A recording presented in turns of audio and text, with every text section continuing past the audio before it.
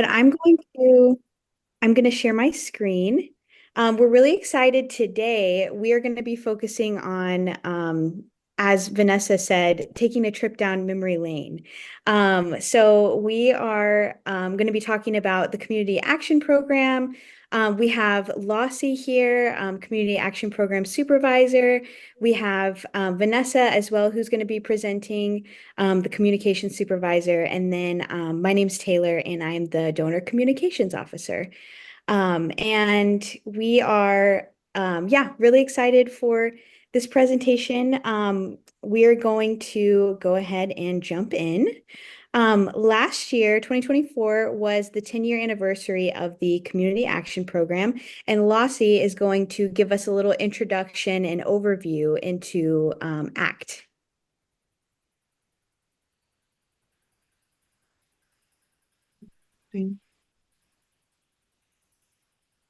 Thank you, Taylor, and welcome everyone for attending. My name is Losi Kone, and I'm the Community Action Program Supervisor here in Solarian. Just for you to give you a brief overview, the Community Action Program is actually the lead program for One Village Partners, meaning it is the mother program that has given back to different other programs like the Nurturing Opportunities for Women and also the Leadership Engagement and Development Program. This program holistically works with the entire community members. And interestingly, community members actually have to partner with One Village Partners. And through this process, it's an extensive process where we use the participatory rural appraisal tools to engage communities for full participation, where they identify their priority needs and then also share vision for development.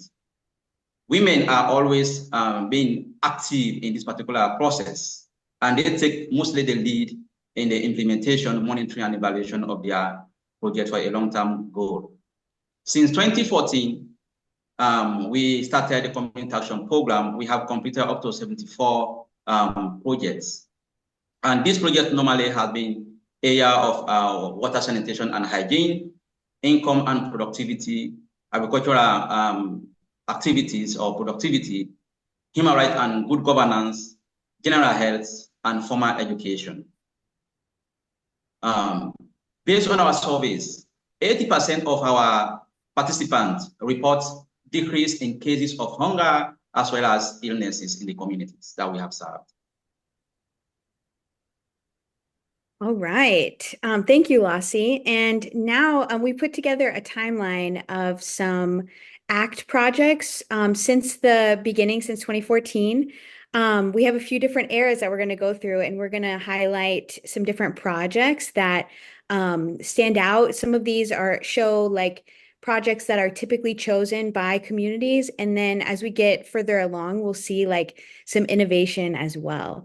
But the first one that we're going to highlight is Mambama's wash project. They had 30 latrines installed, 30 hand washing stations. And we see with these type of projects that they make a really big difference right away.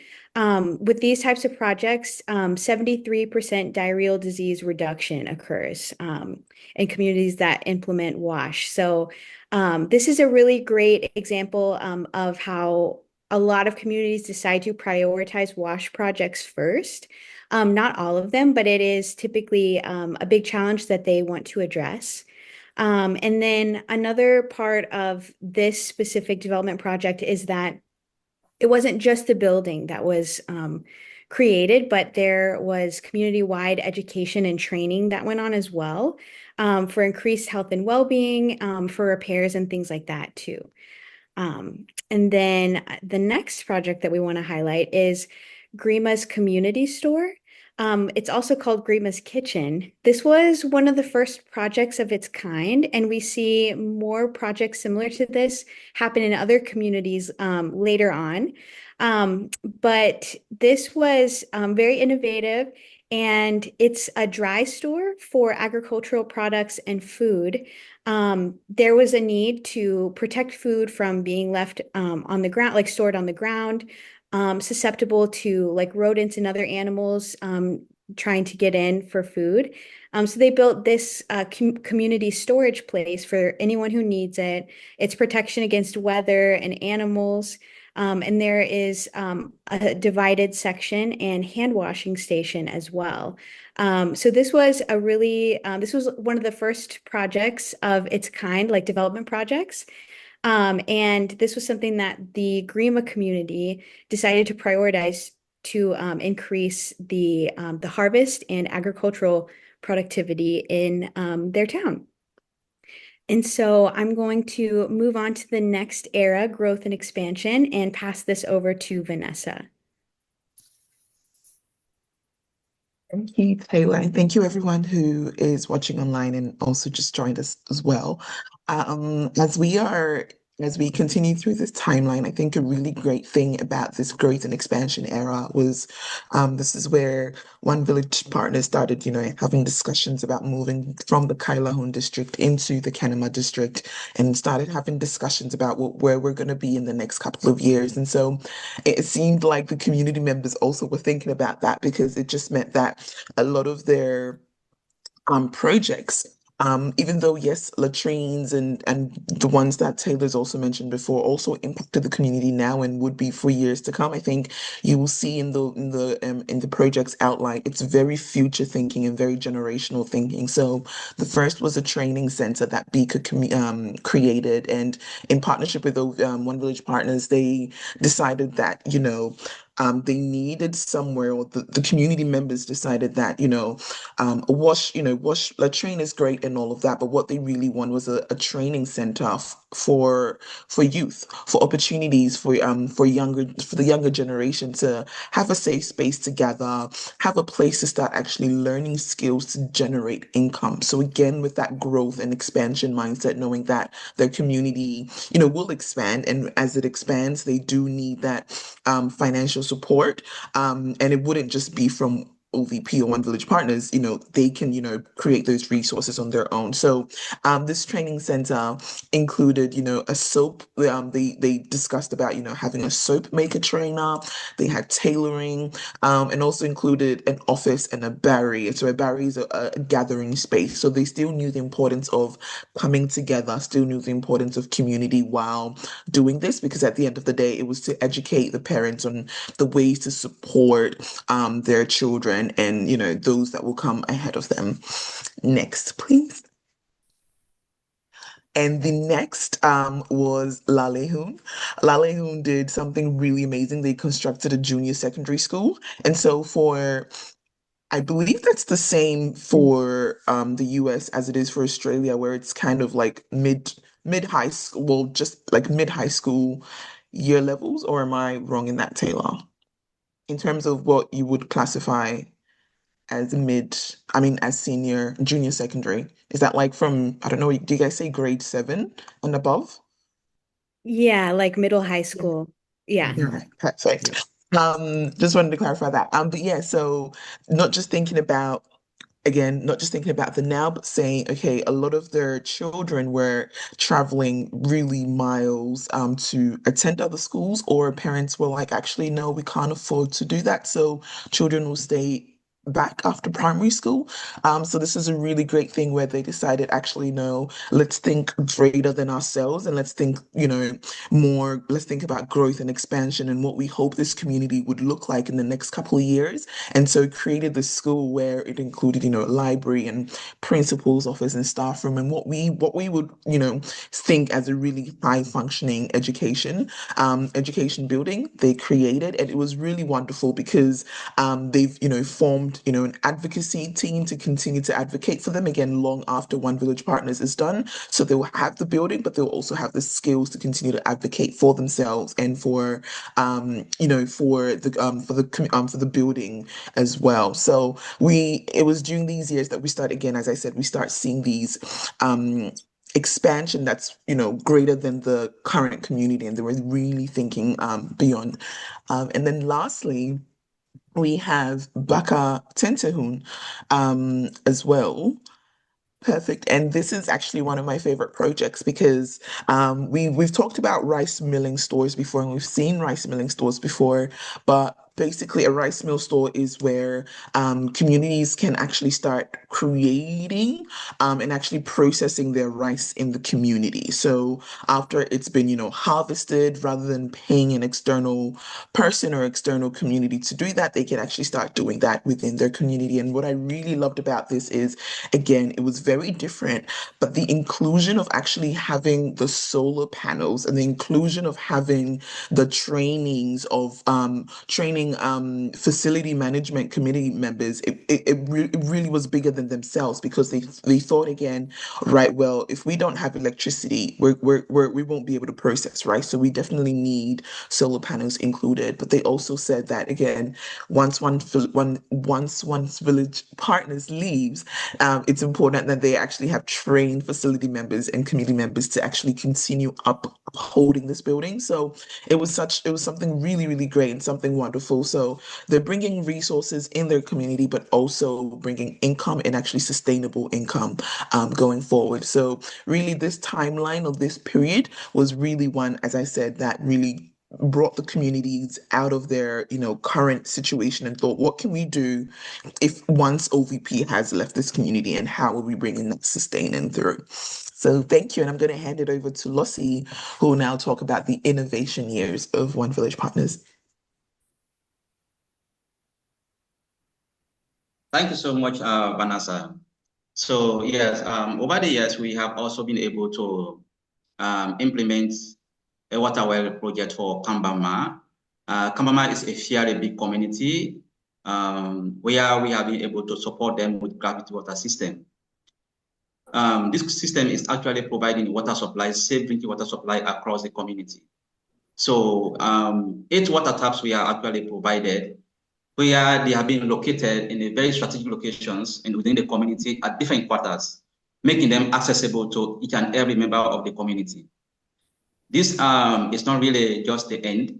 We want to see how we can maintain sustainability. As a result, we have to sensitize the communities to form water management committees. These we are trained on their roles and responsibilities of how they can continue to take good care of the facility and to maintain them in case of any damage. So we have seen where this community is now like feeling very safe and okay, because they now have free access and easier access to the water supply across the community. Even children can get easier, very much easy for children to use the tap, because it's not something that is more like difficult for them to use. So this is really providing them the opportunity to have safe drinking water that can help to improve their well-being. Next. So very recently, Nyagwebo is also another community that just handed over their projects with 16 public latrines. This was also supported by hygiene education training that was given to the entire community members.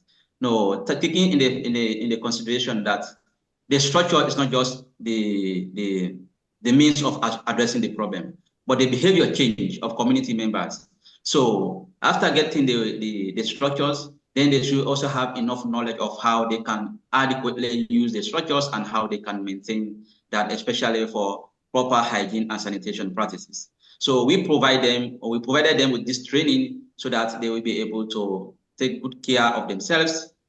Once having the facility, how they can use it effectively and practice good hygiene initiatives.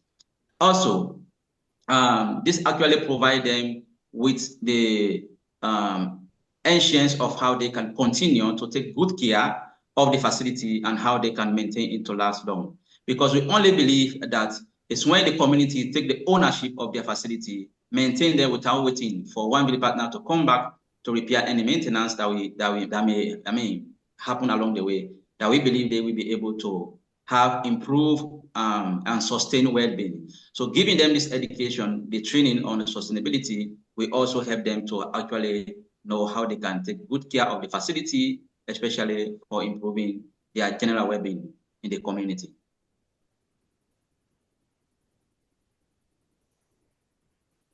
Yeah, I can share this quote from Mayama Lansana.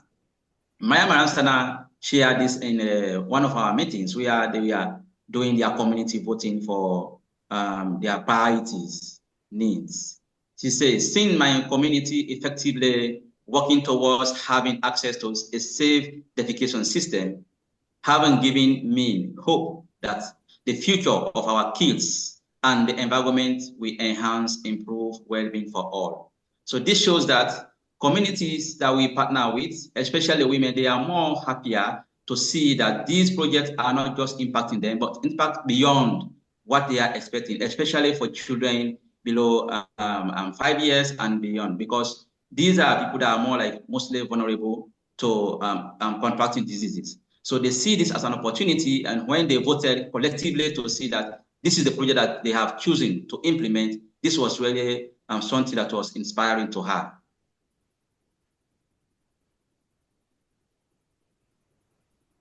Yeah, beyond 2025. So as an organization, we have our bigger vision that we want to achieve above 2025. Currently, One Billion Partners is working with 70 communities, and over 75,000 people have been served. Looking ahead, after 2025, we have been able to establish in a very new location. Corner District is actually where we have started testing our model, especially the National Opportunities for Women program, which has been the first program phase that we have been able to implement there. They have just completed their phase 1 and phase 2 with over 1,000 participants. This will be followed by the Community Action Program later in the year. And also in Bombali, through collective partnership, we have been able to also have some collaborative relationship with Mononko, a community in the northern province, where again we have been able to see the need why we need to establish our program there. And this will also start with the nurturing opportunities for women that we more be targeting women on business skills, income and livelihood, household financial management, agricultural productivity, and like that we follow with the community action program, which we collectively involve the community members in their development. Beyond that, we also want to see how we continue to expand the community action program within the Kenema district in the Eastern Province. But beyond that, our vision is to go across Sierra Leone from now to 2027. But as one of our values, we believe we cannot do it alone. Partnership counts a lot, but One Billion Partners is actually leading one of the community-led development movement here in Sierra Leone, which is the Movement for Community-Led Development. In the movement, we have over 25 grassroots organizations and also local organizations, CBOs. So these partners are more interested in learning from One Billion Partners model of development and how they can replicate it. So we believe that strengthening our relationship within the Movement for Community-Led Development, we give all the leverage, the pathway to see how we can collaboratively move across Sierra Leone, because we believe that knowledge is power. You cannot be the reservoir of knowledge, but when we allow them to learn from us, we have the guarantee, we have the trust that they will be able to replicate our model. So if we have the resources, we can be able to support them while we continue to monitor and evaluate the process and give them ongoing mentorship to see that our community-led development model move across Sierra Leone. So this is what we are actually looking into, moving beyond 2025 to see how we can achieve collective vision. Awesome. Well, thank you so much, Lassie. We're going to use the rest of the time that we have to move into Q&A. So I will get us back to our regular screen. Yay, thank you, Vanessa and Lassie. We were really excited to give this presentation. It's been really great to look back and recognize a lot of the innovation that's occurred with communities over the years and the ideas that they've had. Now would be a great time if you have any questions about Community Action Program or anything related to the presentation. We would love to answer those for you. So I'll just mention the movement of community-led development. I go to Washington once or twice a year to advocate for foreign assistance. I'll be there again in October. A man named John Coonrod started MCLD, And I happened to sit next to him at the CARE conference there during that conference and had a chance to talk with him. And I occasionally email him. And I'm assuming that's the organization we're talking about here. I'll certainly recommend OVP to him and say that's great that you're looking at more relationships there in Sierra Leone with OVP. But yeah, John Coonrod is basically pretty well known in philanthropic circles as the guy that started that. And as far as, and I'm sure it's the same organization, they're known as MCLD. But that's great to hear that. So, but thank you for all the work that you folks do. It's a lot of work, and it is great progress. So there's nothing more important than things like WASH and education and agricultural development, things like that. So thank you. Thank you, Frank. And yeah, Lassie and I know Sheku, they have been super involved with MCLD. Lassie, do you want to share any more about your experience with them? I know you talked about like the importance of partnership, but I know you've done a lot. Like you've been a huge leader in that group, and it is the same organization that you were talking about, Frank. But yeah, Lassie, if you want to talk any more about like our work with them, that would be great. Mm-hmm. Yeah, thank you so much, Laura. So, like I was sharing, the movement for community-led development actually aims at transforming system, especially the modern development system. We are in this with the bottom-top approach. We are in everything has to be decided from the top and moving down to the community. Now, the movement for community-led development actually want to transform the system to focus more on the bottom-top approach. So, and that will not happen if people do not have the knowledge of how they can use the community-led development tools, which already one of the partners, we have been in it over 10 years. And so these organizations that have been interested in learning from these tools are now joining the movement so that we are providing them the knowledge, we provide them trainings, we provide them mentorship and sharing some of these tools with them so that they will become very comfortable of how they can use these tools with or without one of the partners. Currently, as I said, we have over 26 organizations across the 16 districts in Sierra Leone. We meet every month. We share knowledge. We provide them capacity building trainings on community-led development tools, PRA tools, and how they can use that in their programming. So these are how we are working with them. And our aim is to see that they are well equipped with this tool. If we have additional resources, we would like them to actually replicate our program by supporting them, with ongoing mentorship and even, if possible, with smaller grants so that we can see how they can really implement some of these programs. Great. Also really cool that our model is successful, that we can share it with other people too. Like that's so exciting.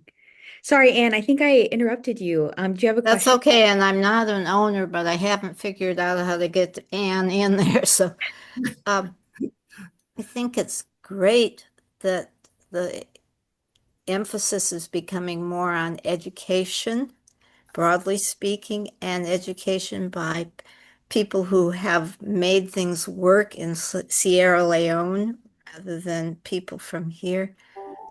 That's just very exciting to me. I totally agree. Thank you so much for saying that. I think that like the education and training is a huge key part of like how things can last long term, and being able to repair and fix things, and I think that's been a huge part of it. All right. Are there any other questions? We have a couple minutes left.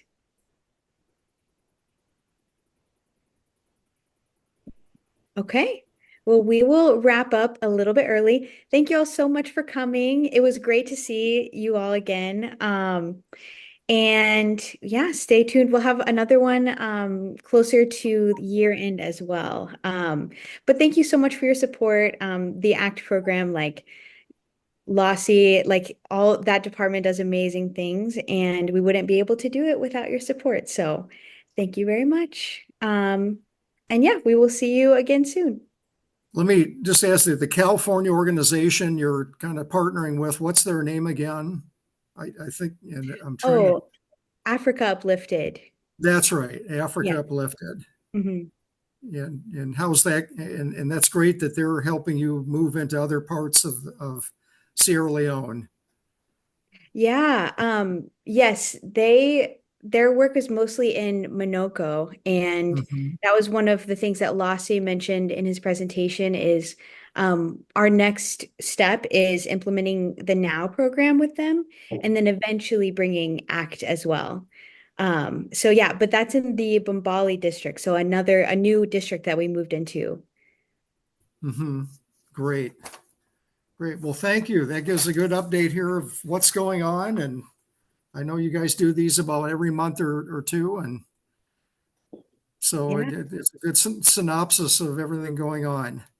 Yeah, well, thank you so much, Frank. Great. And yeah, it was great to see everyone, and hopefully we'll see you at the December town hall as well. Okay, Yeah. great. And I'll be at the October get together as well. I was just going to say, Frank and Ann will see you in October. Right. Yes. Yes. Great. Thanks, everyone. Thank you. Okay. Thank Bye, you much, everyone. folks.